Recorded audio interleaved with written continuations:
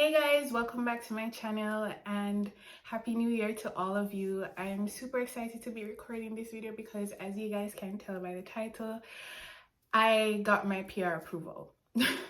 Yes, I'm super excited to share this with you guys because you guys have been here since the very beginning, from when I packed my bags from Jamaica August 25th, 2020 and came to Canada as a student, and here I am 2 years, almost 3 years later, a PR holder.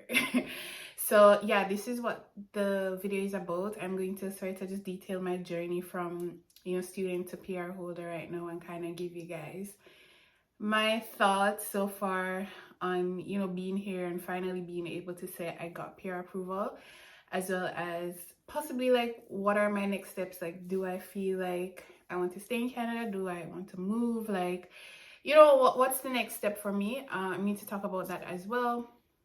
So if you're interested, stay tuned and keep on watching.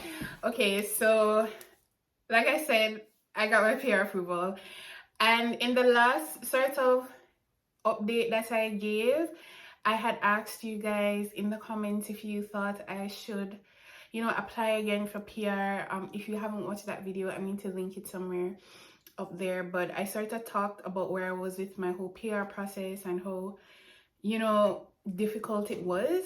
And I asked you guys in the comments, like, do you guys think I should apply again on the express entry, because I wasn't getting any response under the temporary resident to permanent resident pathway, that is a tier to PR pathway.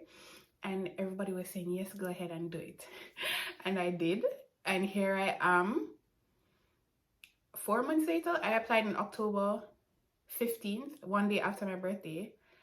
So October, November, December, and I got approval in January. So 4 months later, PR got approved. So I want to kind of just take a step back, rewind.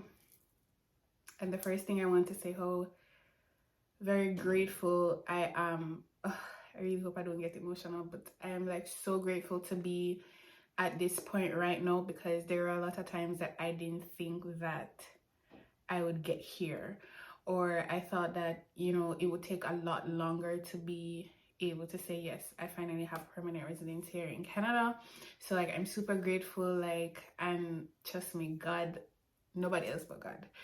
So let's just do sort of like a timeline, talk about how I came here first. So I moved here from Jamaica August 2020 as a student. Everything that I did, all of my applications were DIY. So like, I did all my applications myself. My very first study permit application was denied. So I did that application, but I didn't let it deter me. I decided that I was going to move to Canada, and I just redid the application, and then it was approved. So at the time when I did my application and everything, was in the middle of the pandemic after it was approved.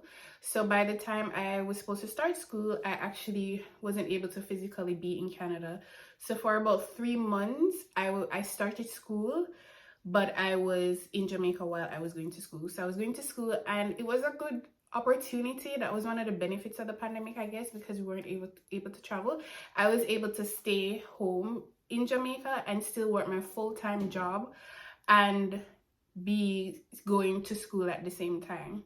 And the time that I was taking to like study while I was in Jamaica would still contribute. It wouldn't deter me from getting that 1 year what do you call it, the 1 year work permit at the end. So everything was fine with that.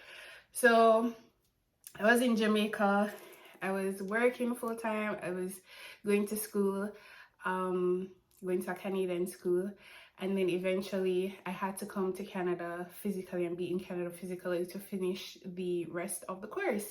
So I eventually left in August, and at that time when I left, to be honest, I really didn't want to come anymore. I kind of had just decided for some reason, or had maybe an epiphany, and I started to appreciate my life in Jamaica more, where I was, my family, my friends, and I was like, what did I do? Like, I don't want to go anymore. So at the time of leaving, I was really just not as excited as I initially was when I, first applied and then got that rejection and then applied again, I wasn't as gung-ho about it because I felt that the rejection made me or forced me to sort of appreciate my life in Jamaica more and realize, you know, sort of what I would be giving up. But then I got the approval and I was like, damn, a part of me, a small part of me was like, I hope I get rejected again, so it forces me to stay and build a life in Jamaica. But lo and behold, that wasn't God's plan, so here we are. And I left. When I left and I came here, I was so unhappy. I was so unhappy. I was so sad. I was so depressed for like a whole year. I cried a lot. It was just a difficult transition for me when I came, you know. I didn't have any friends really. I had probably like 2 friends that I met. And if you guys watch my vlog, you see them in there, that I met through school. And then because of the lockdown, we weren't really able to like hang out or anything like that. And I felt, you know, very disconnected from my friends back home because I left them. And Canada is just this place that if you don't have that kind of like support and family and you know, just having people around you, it's really hard, you know. It was really hard. And then as the winter months like went by, because when I came, like I said, it was the 25th of August, and then you know, it rolled into fall and everything, and then December hit and things just started to get really, really difficult for me. But you know, I still pushed through. I finished school in December of 2020, and I was looking jobs from October, okay, because I decided that, you know, I was going to get the ball rolling. I was already here. I needed to, you know, I was here not really as a student. My goal wasn't to be a student and to, you know, get that and then go back home. The goal was to get my PR. That was the idea. So I had to get that 1 year of work experience because my study permit was only 1 year, so I would only be eligible for 1 year. So I needed to get the ball rolling really quickly on you know, looking for a job so that I could get that 1 year of Canadian work experience so that I would be eligible for PR. So I started to look jobs from October. I have a video about like job searching and stuff like that. And even though technically I wasn't able to start working, I just knew that I had to start to put out feelers from then. So I was doing interviews, and then when they would ask me, okay, so do you have a work permit? I was just like, well, no, I don't, but I'll be having it in December. And they're like, oh, well, you know, we can't hire you, blah, blah, blah. And I knew that would have been a challenge, but I still wanted to be able to get an idea of what the Canadian, you know, market was like, and what I needed to do, how I needed to sort of like behave in interviews, and just to get an overall experience of an overall idea of what the just the interview experience and the interview process was like, so that eventually when I did get my you know, finish school and get to go ahead to start working, I would have had an idea of what it was all like. So I finished school in December and I had a job by January. I had an offer by January. And it was because I was so previous about the whole, you know, sending out applications and stuff like that. So I got my first job offer in January, and I started to work at the end of January at the beginning of January 2021 was when I got my job, and my depression got worse with getting this job, okay? It wasn't because of the job itself per se. A part of it was that, but it was the fact that it was in the dead of winter. So we're talking about January, about this time, and the job that I got had to be, you had to go in office, and I had to travel, I want to say an hour there from where I lived by bus and everything. And it was just so difficult for me because I had to get up at like 5 o'clock in the morning. And when I got up at 5 o'clock in the morning, it was pitch black. And then when I would get home, I would reach home by 7 o'clock at night, pitch black. So I was getting up, no sun, getting home, no sun. So it was very difficult for me. I had never experienced seasonal depression. And you know, I was going through a lot of other stuff at the time, and just sort of I wanted to do a video about this, but whew. So it was difficult because I hadn't gone through seasonal depression and just other things that were bothering me, sort of like questioning my decision, because Canada wasn't what I thought it was going to be. And I was like, damn, you know, I left my friends and, you know, warm weather for this shit. I had to be walking in the snow. I had to take a bus, one bus that would take me all the way to Oshawa. If you live in Canada, you know Oshawa. That's all the way to east. And it was like, the further east you go, the less cultured it gets, right?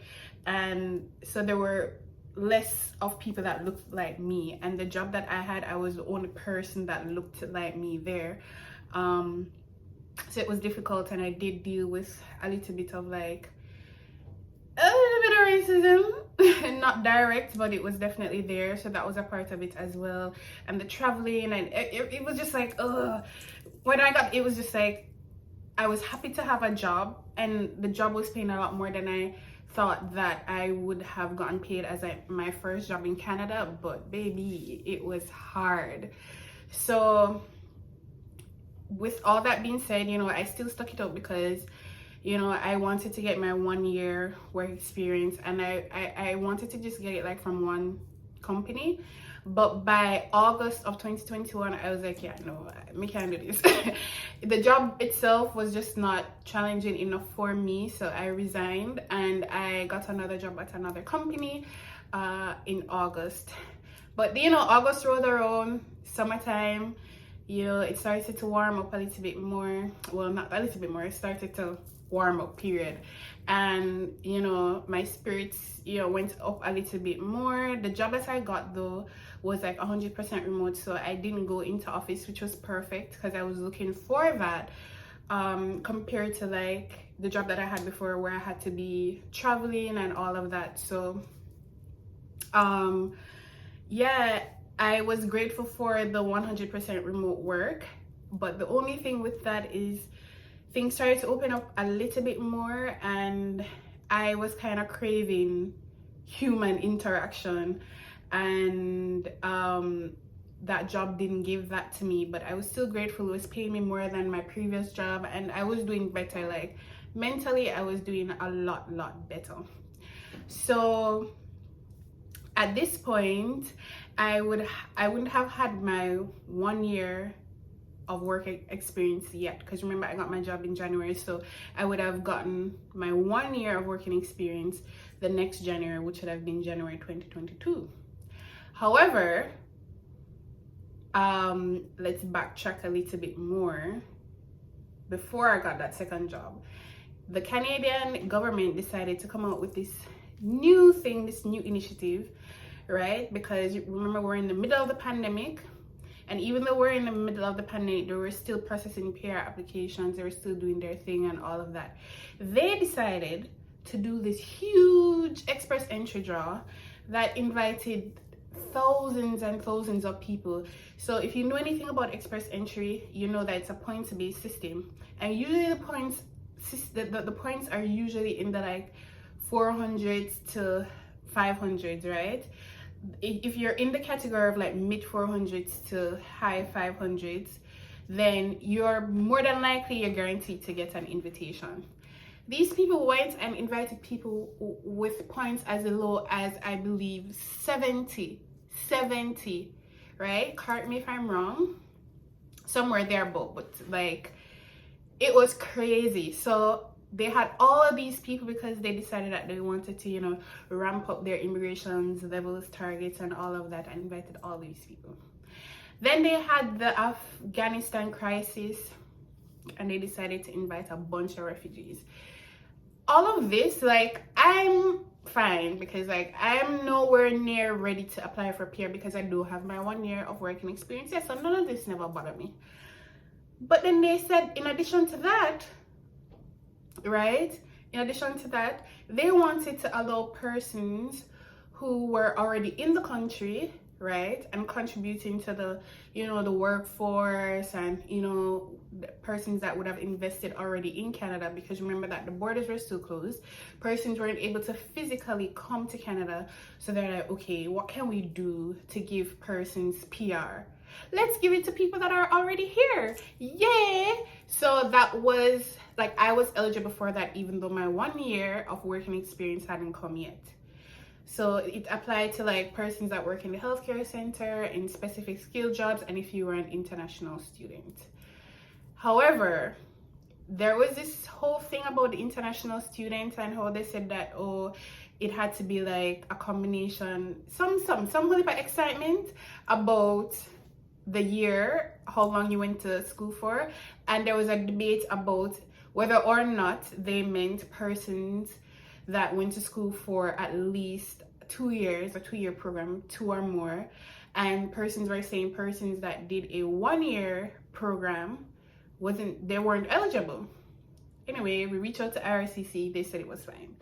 So my friends and I, some of the other persons I knew, like, we applied under this pathway in May of 2021. So I'm chilling, I'm, you know, just waiting for that to come through, because remember that essentially I wouldn't even have been eligible for applying under the express entry anyway, because I wouldn't have gotten 1 year of working experience until January.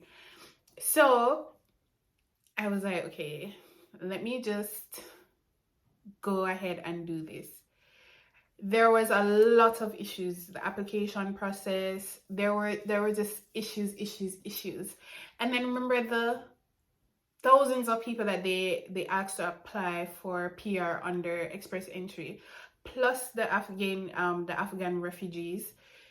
It created a backlog. And when I talk about a backlog, I mean a massive millions of persons sitting in the system that are waiting for PR backlog. Like, it was crazy. So persons weren't even getting their initial acknowledgement. It was just a waiting game. Months passed. So May, June, July, August, all this time we're thinking, okay, you know, we're going to get this approval when no one has even touched the application.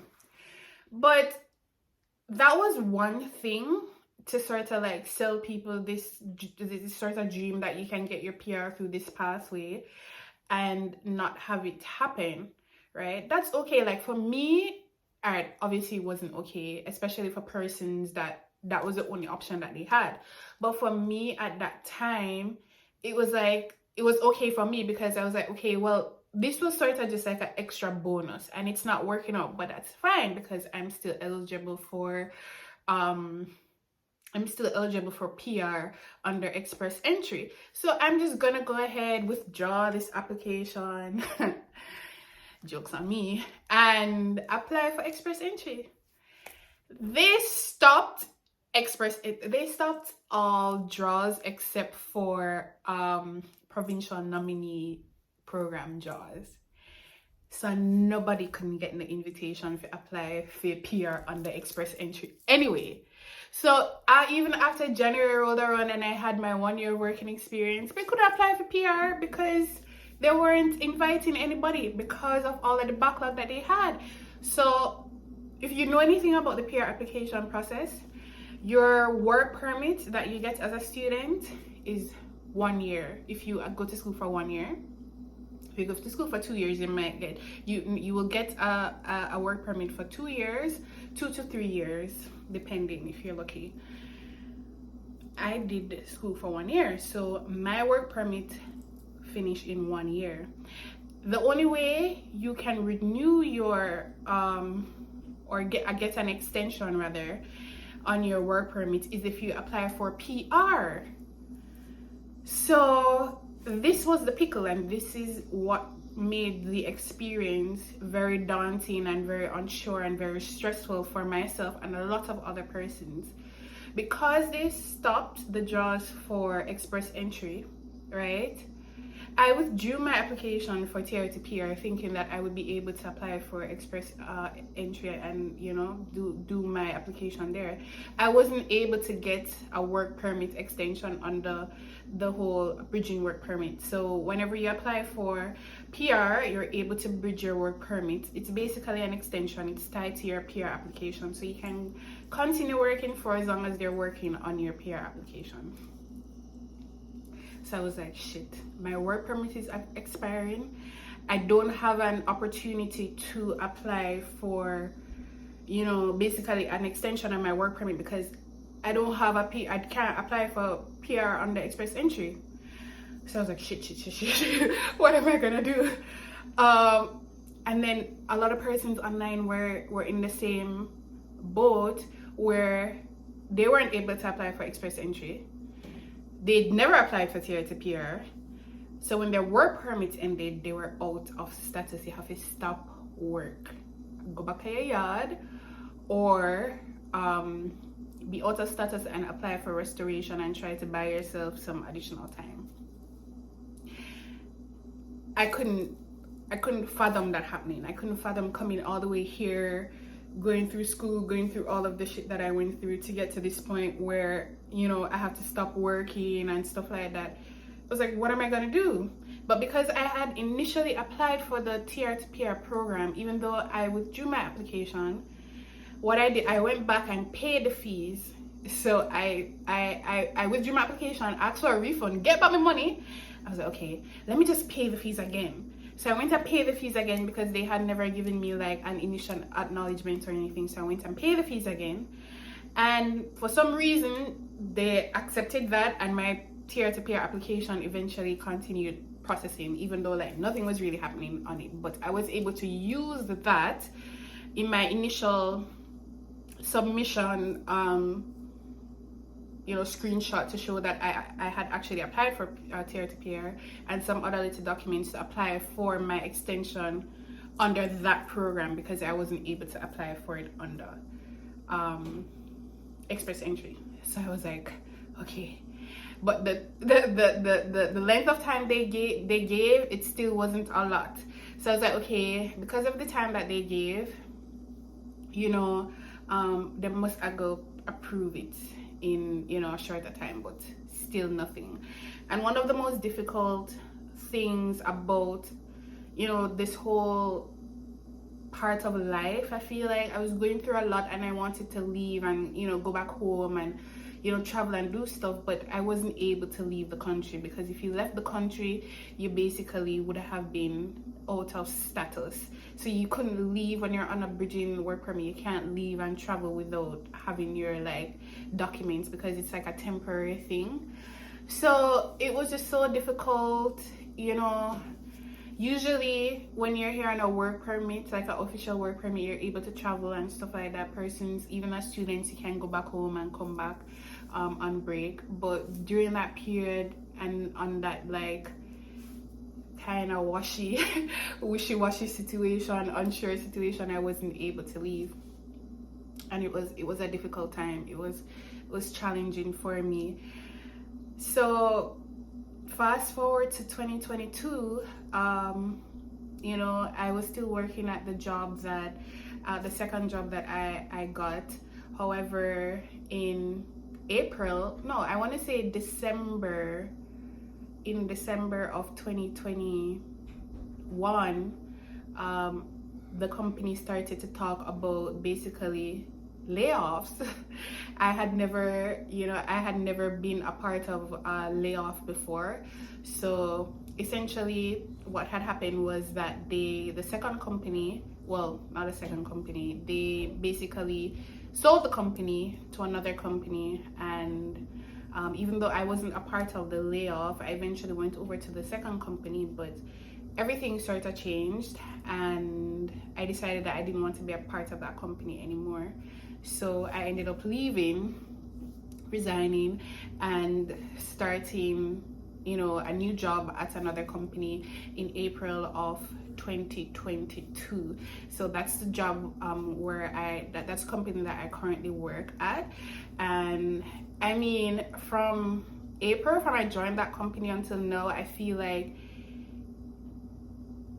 my mental state drastically improved, because I met a lot of my friends at this particular job, you know, through work, because I can work from home, but I also go into office as well, like downtown.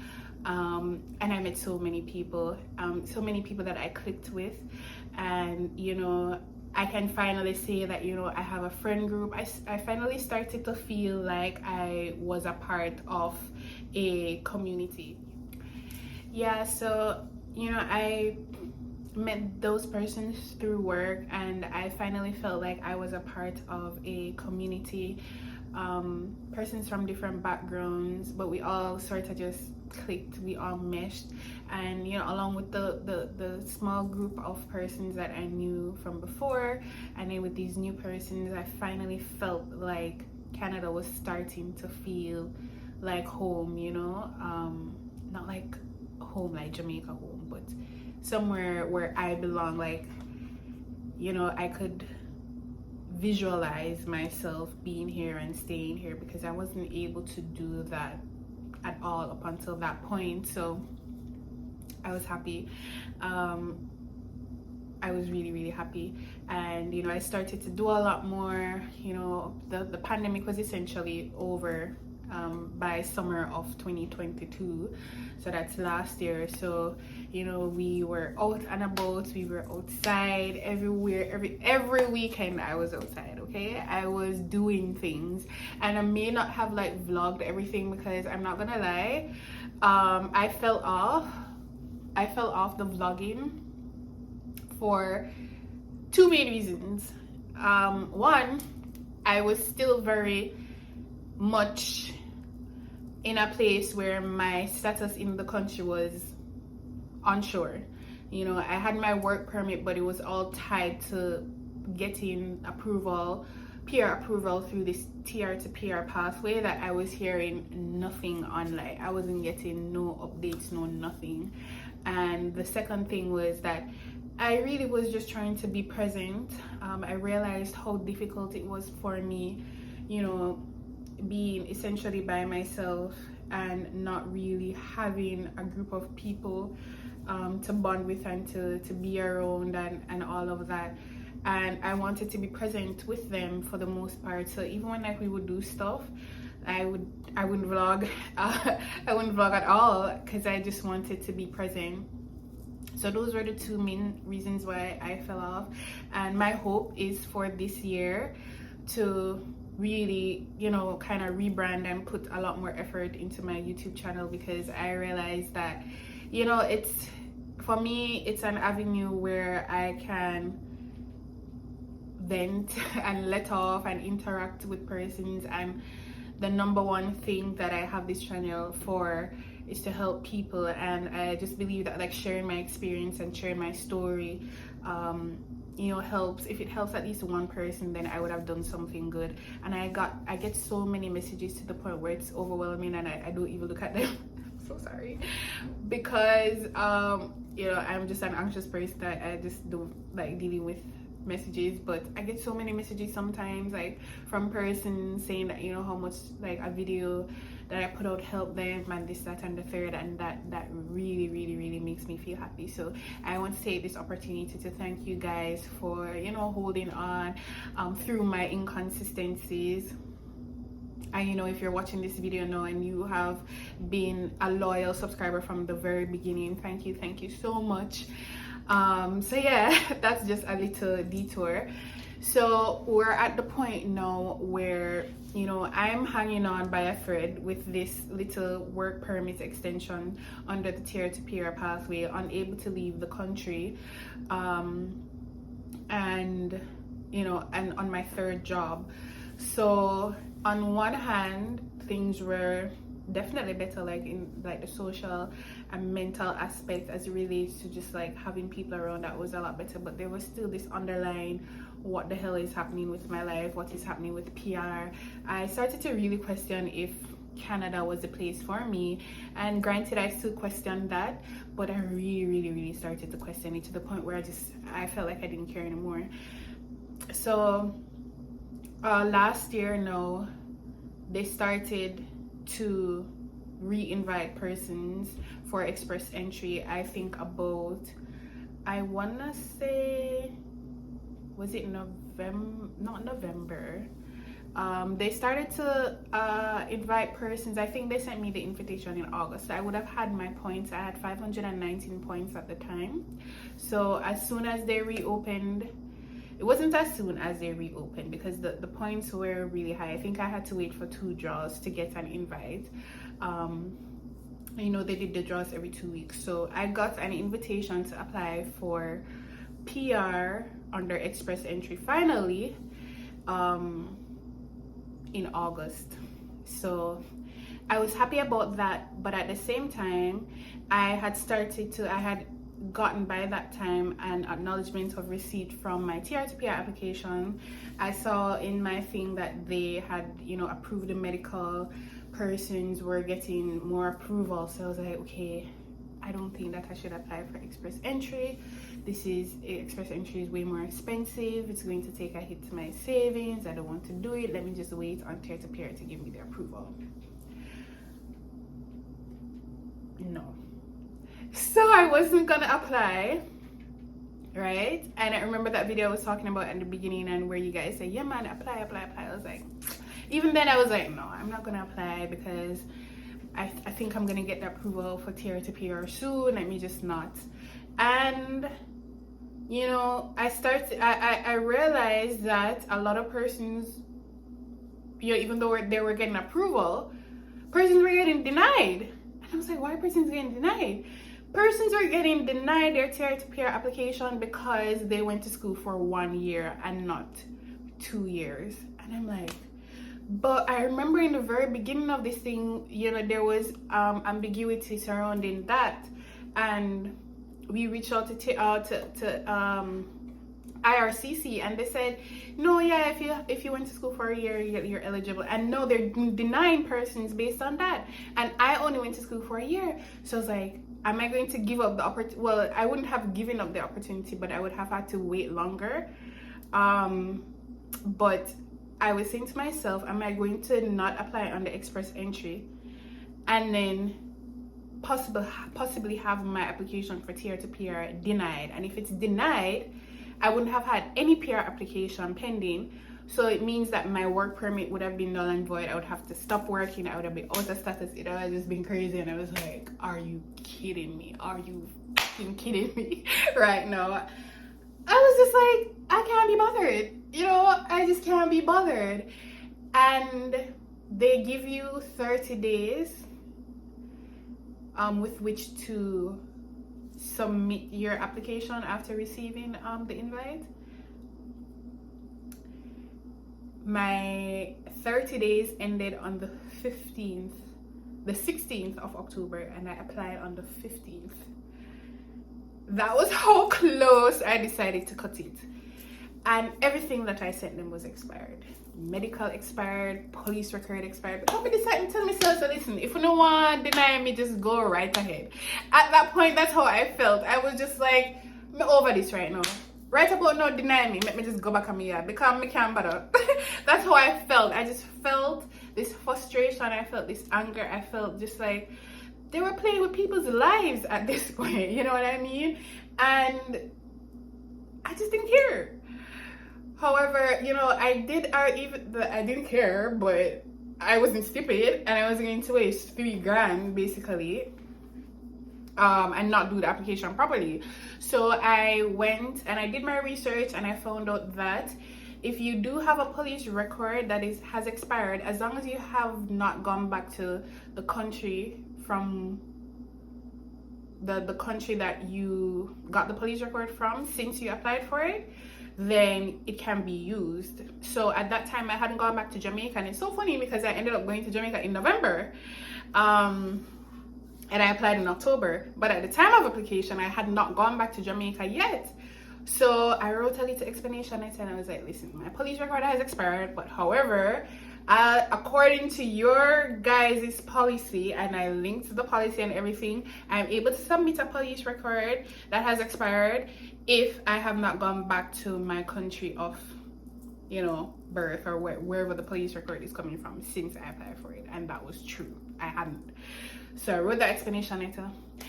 And the funniest thing about it at the time, my medical had expired, but usually you were supposed to do a new medical.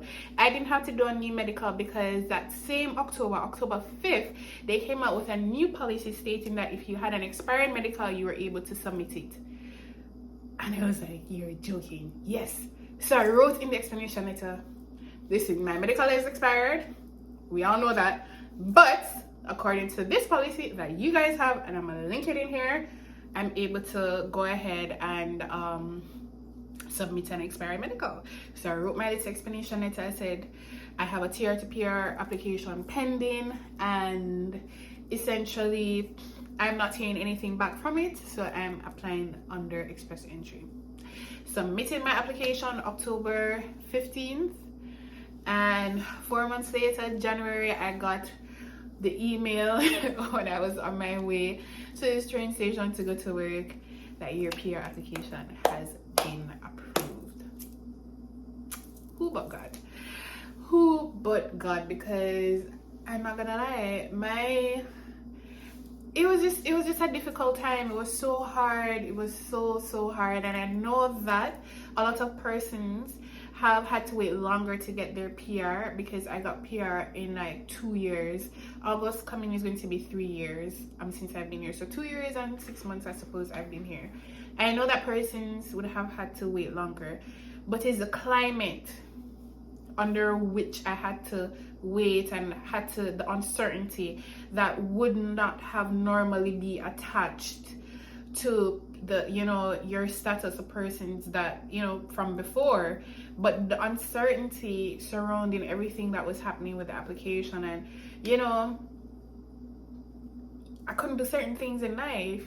I felt like I was stuck, I was stagnant. I couldn't move. I didn't want to like incur certain expenses. I didn't want to do anything because I was like, I'm not a permanent resident here, and at any time my whole life can be blown up, because I've seen it. There's so many persons I've had to stop working, stop doing this, stop doing that. Everything is attached to your work permit, or attached to your PR, what do you call it, your medical stuff, like your insurance. Everything is attached to it. So if you don't have PR anymore, you can't work, or not PR, work permit, you can't work, you can't have insurance. You're basically an alien, and that for me was what was difficult. But I'm here. I'm here, and I'm grateful, and this part of my journey has ended, and I am super grateful. I feel like what I feel the most is a sense of relief, not necessarily excitement or happiness, because they sucked all of that out of me.